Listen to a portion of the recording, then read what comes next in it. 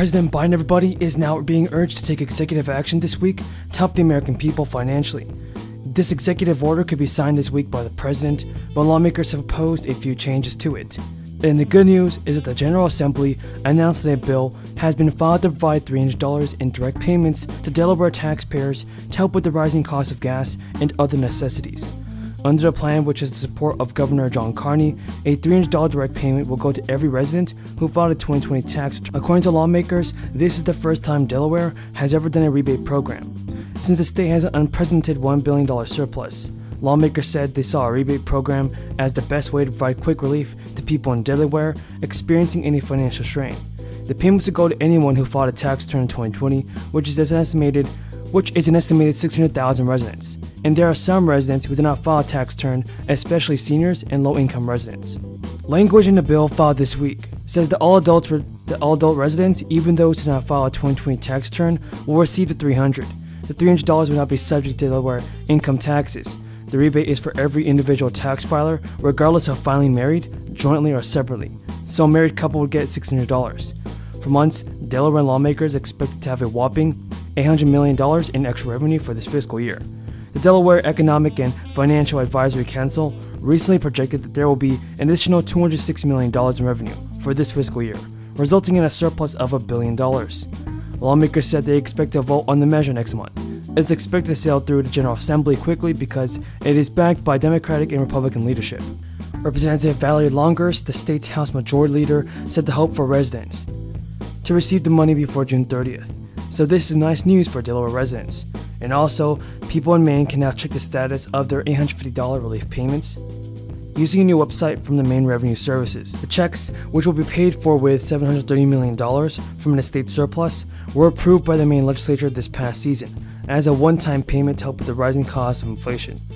The Department of Administrative and Financial Services says it mailed initial $5,000 relief checks via the U.S. Postal Service. Those are expected to arrive in mailboxes as early as this week.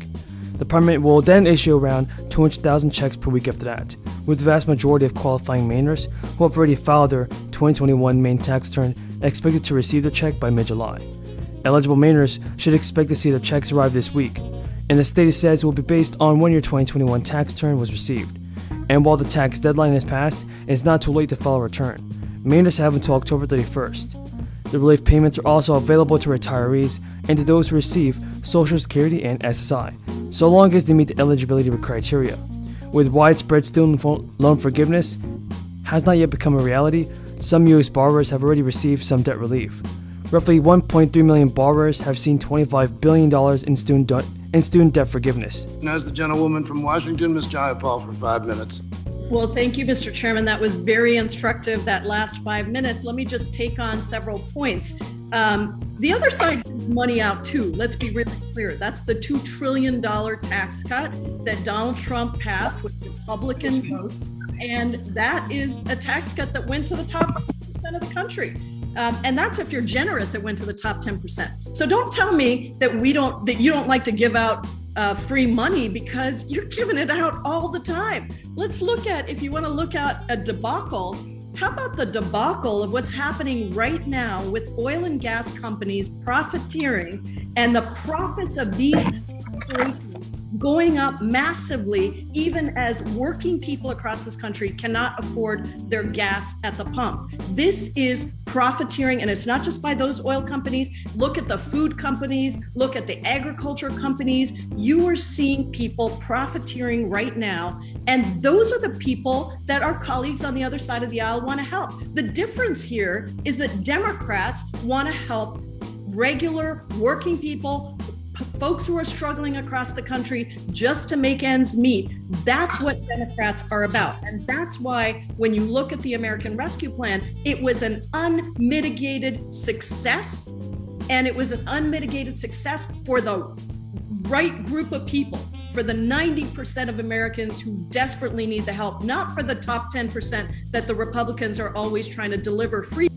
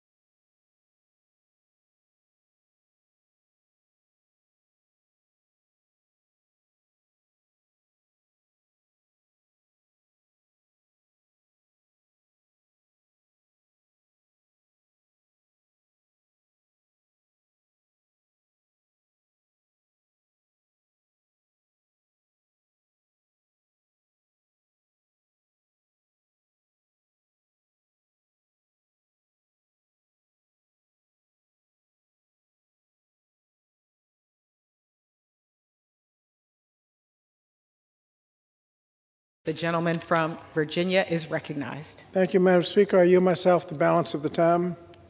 The gentleman's recognized. Thank you, Madam Speaker. The evidence is clear that our economy has made meaningful progress towards recovering from the pandemic. Thanks to the efforts of Congress and the Biden-Harris administration, our economy has added a record 8.3 million jobs since the start of 2021, and the unemployment rate has fallen to 3.6%. Despite this progress, we know that job openings currently exceed job applicants, and employers are clamoring for skilled workers. In fact, research suggests that workers are leaving their jobs to seek